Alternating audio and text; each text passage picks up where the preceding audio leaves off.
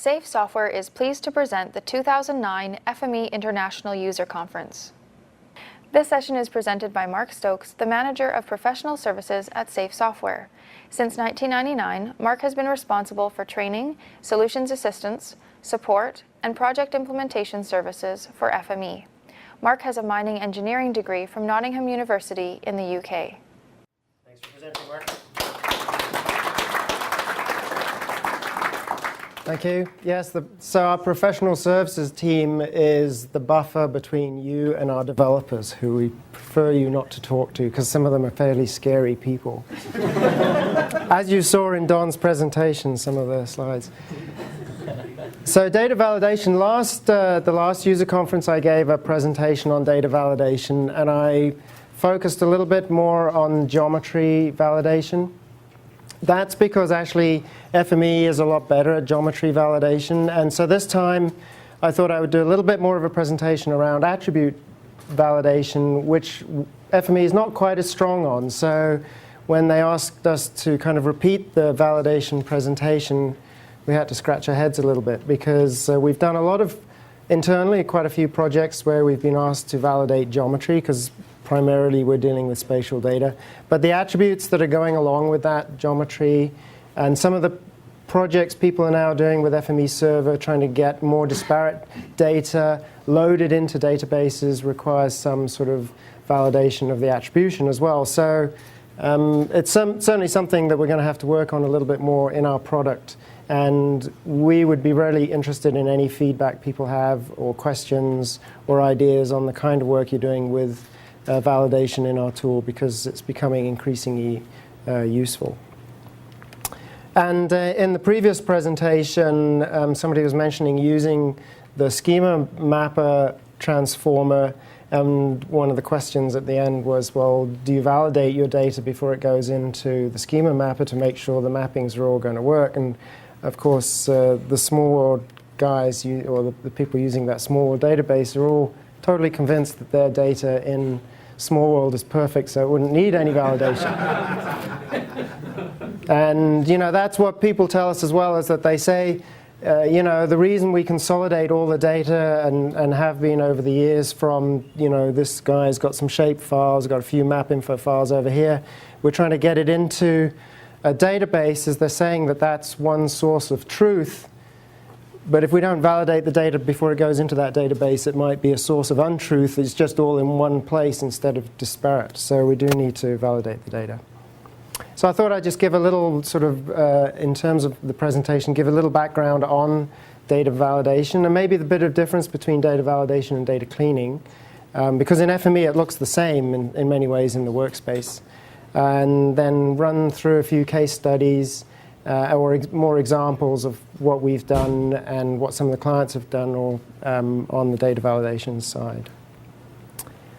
There are a wide range of data quality standards out there. There's a whole bunch of ISO standards published on geographic data, a series of standards, the ISO 19100 standards on data validation and GIS data quality in general.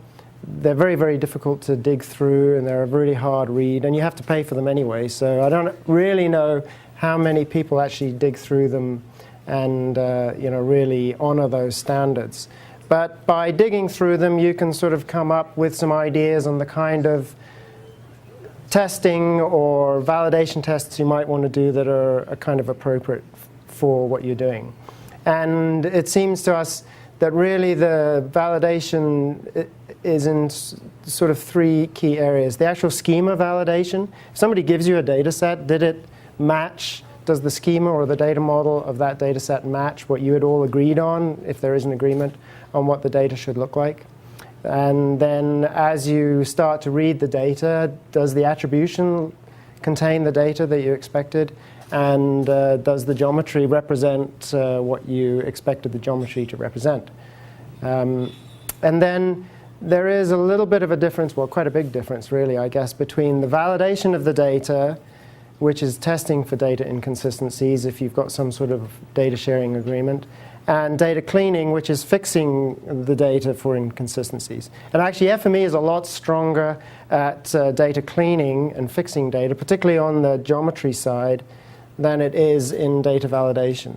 And a lot of the times in data validation, people want to read the data, know what's wrong with it, but they don't want the data changed in any way. They just want to be able to send it back to the data supplier with some sort of report that says, your data's wrong, this is what we think is wrong with it, and can you fix it up and resubmit it?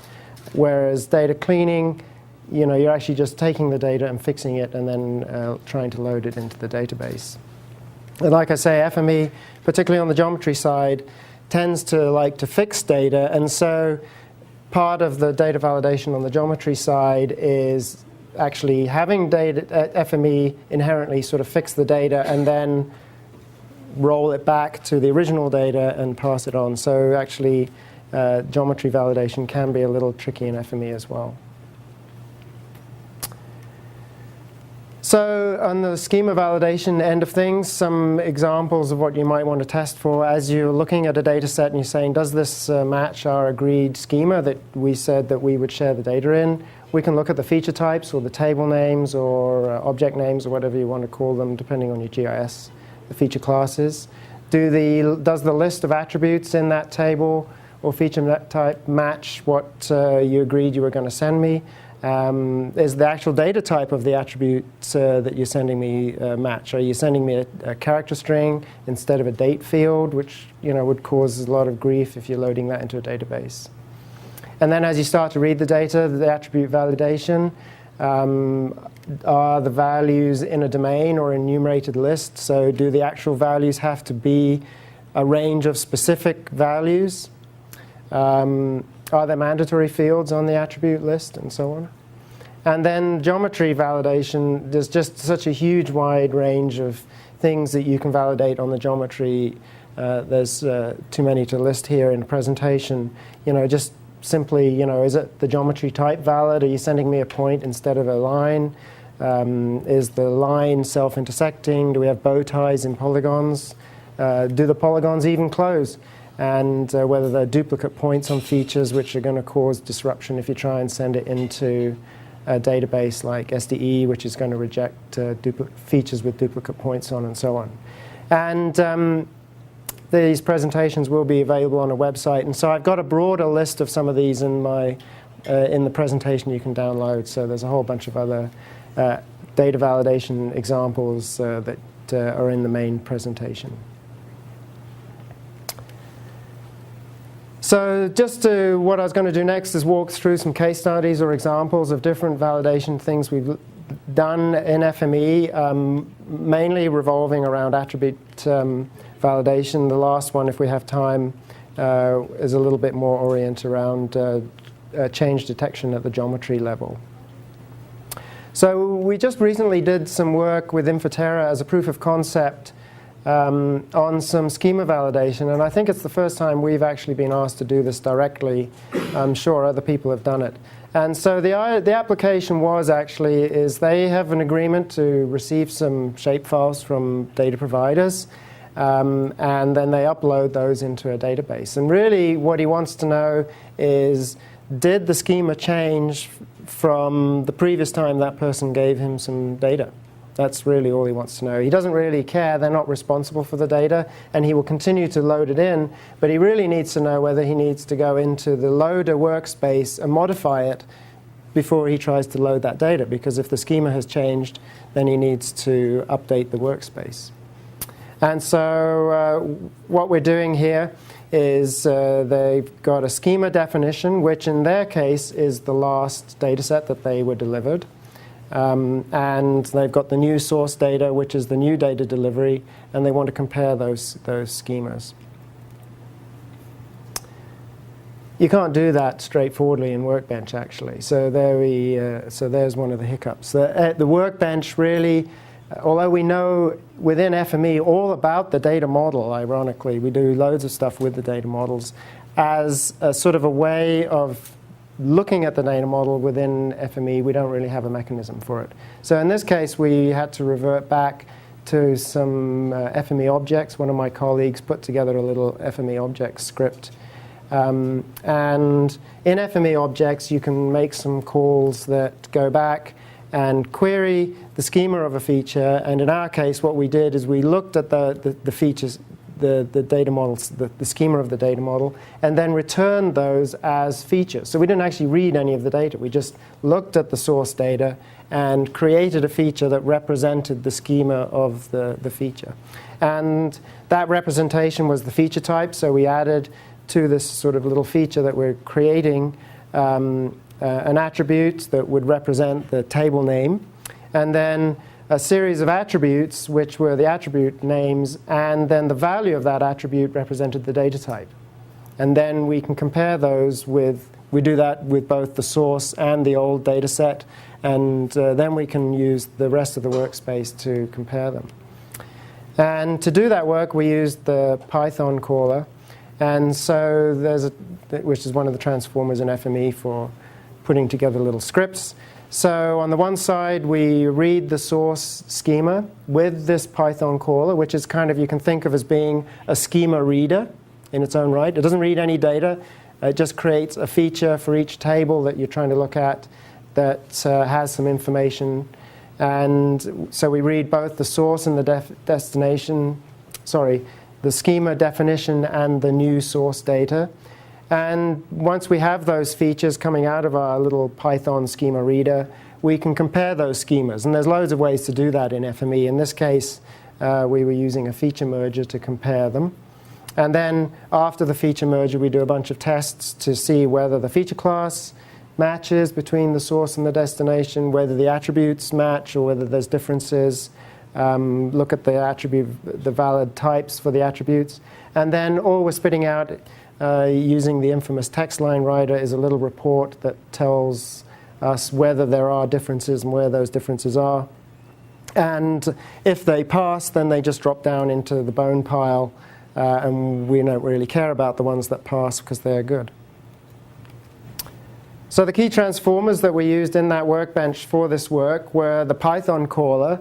And in the Python embedded in FME, you can actually make FME objects calls. So we have a transformer that does some FME objects calls, creates a feature for each table that you're reading or feature class, and then sends those features on. And I can see a look of horror on Peter Lalland's face that we would embed some scripting in Workbench.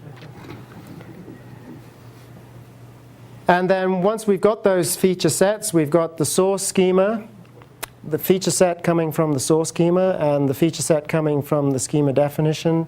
And then in the feature merger, we can compare them.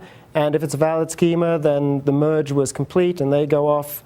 If the source schema was incomplete, then it goes off in that direction. And if there are some missing features that were in the original, were in the source but not in our schema definition, then they go off another route, and we can create the text report that figures that out. So I suspect that over time we will, and probably not too in the distant future, add a proper schema reader into FME, so we wouldn't have to bundle up something in a little script that you'd have to modify each time. So it's kind of good to look at alternatives that you could have used, because there's always many ways to skin a cat in FME.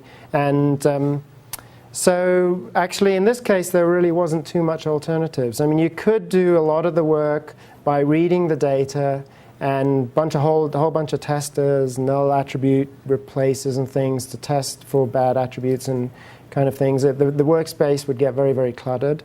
You can use lookup tables, and my next example does that. So that's not a bad way of doing a certain amount of schema validation. But the key part of this is that it's actually, at the moment in Workbench, quite difficult to get the attribute type. Like, is this a char string? Is it an integer or whatever? And actually deal with that within the Workbench. And so really at the present time, the schema reader through that little Python caller was a good solution. And so yeah, watch this space, and hopefully we'll be able to wrap that up into some core functionality in FME and make that schema validation at that kind of level a little easier to do.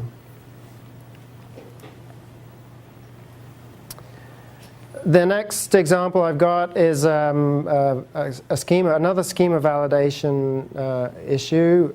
This is something we've done quite a lot of in various ways, way back in the mapping file days, and I think it still runs at BC Hydro, actually probably BCTC now, BC Transmission Corp.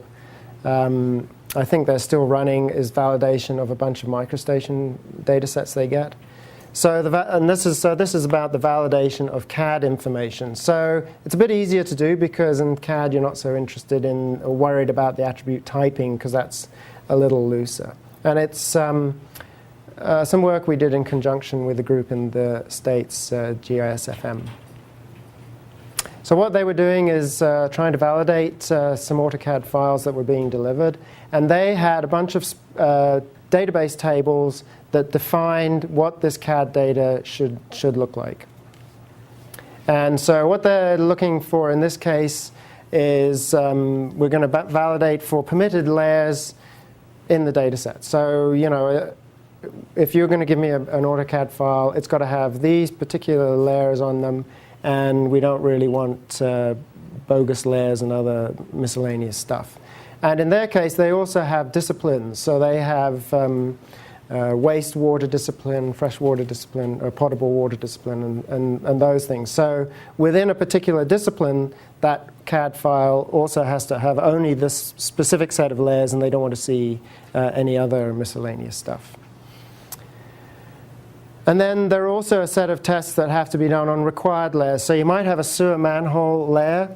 Well, that means you've also got to have a sewer line layer in that AutoCAD file because you're hoping that there will be a match. You can't just have a sewer manhole sitting around on a street if there's no sewer line underneath it. So there's some sort of validation going on there. Required and allowed entities, geometries in the AutoCAD realm. And then some block validation as well. Are the blocks valid? Are they named correctly? Is that block permitted on a particular layer, and so on?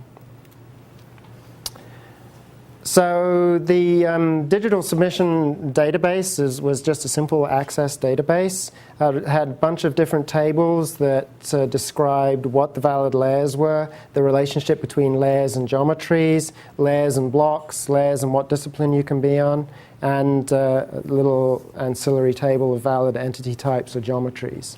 And so this example here is the layer-block kind of relationships. So if we've got a block flow arrow, then it's got to be on the layer that is the flow arrow layer.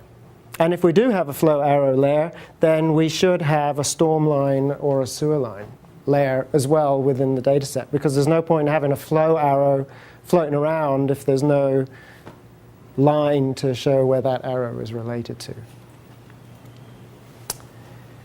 So in the data flow, the way that the workspace was set up, we read the AutoCAD data set.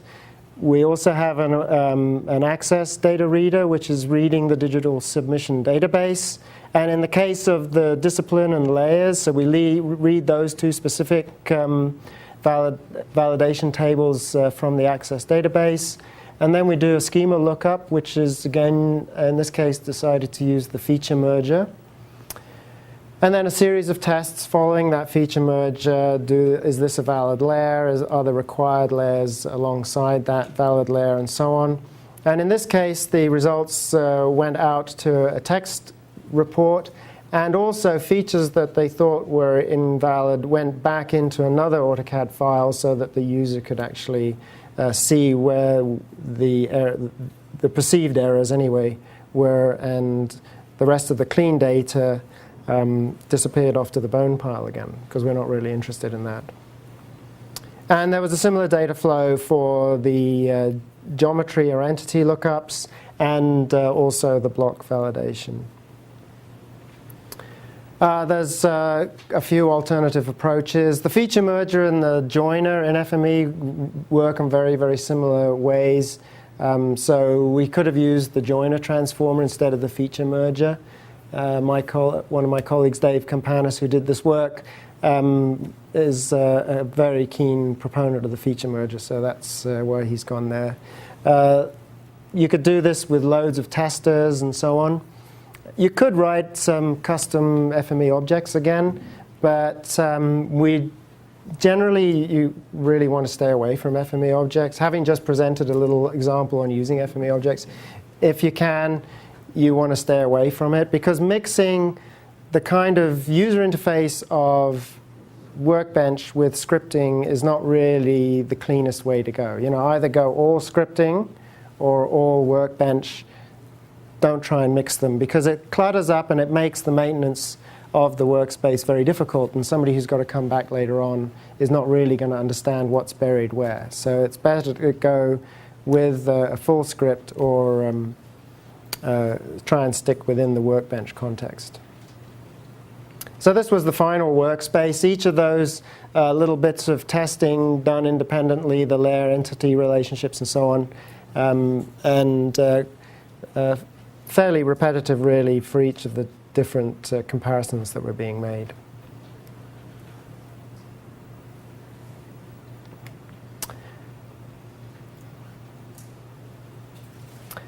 Okay, so one of the other sort of last areas of, we've looked at sort of schema validation. One of the areas is domain or enumerated value validation. Well, sometimes it's not just validation. There's a lot of domain mapping happens in FME, particularly if you're going from database to database. The domain codes in a G technology database are going to be completely different to the domain codes that were used in an Esri geodatabase or a small world database. The information might be very similar, and even the attribute name might be the same, but the actual coding underneath that represents those descriptive values are probably very different. And enumerated lists are usually just little ancillary tables, for those that aren't familiar with them in a database context, that have, basically they're a little lookup within the database. And so the code is stored in the data, and then the lookup table tells you what the descriptive value of that is. So from the small world training data that's we will use when we're doing small world example, in there, rail type enumerated list, a single track rail has an enumerated value of 1, double track and siding and so on.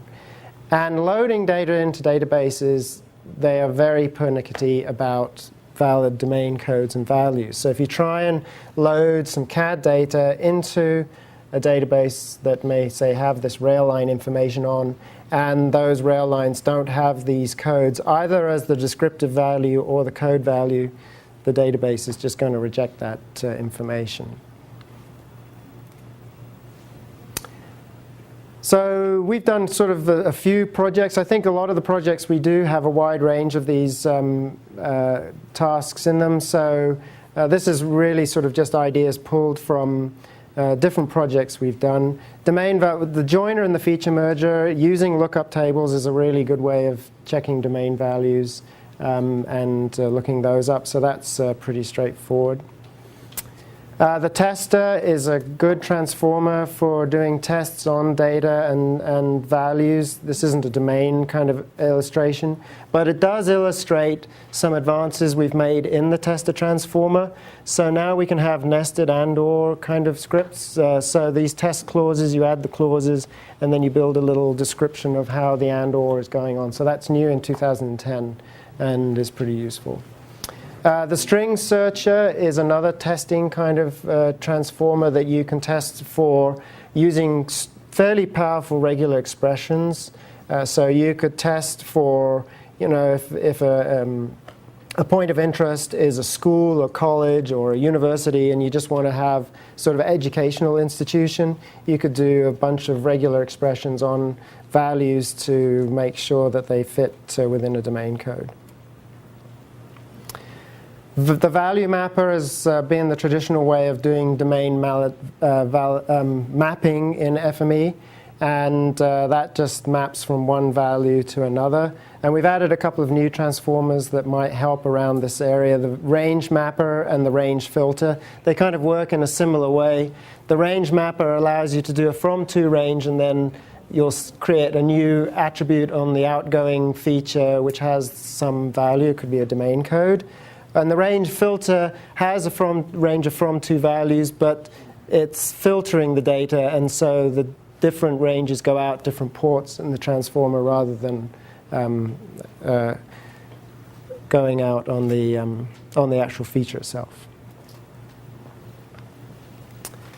Python caller, or the TCL, they're good for startup and shutdown kind of scripting. So this is another sad case of adding scripts to FME. And in this case, what we were doing here is actually using the old FME mapping file generate tool to generate a mapping file so that we could read back the domain codes that have been stored in a geodatabase and do the lookups on those geodatabases. So we were trying to grab the domain codes and figure them out and use them. So that was done in a startup script in TCL, and then the actual FME workspace would run and use that.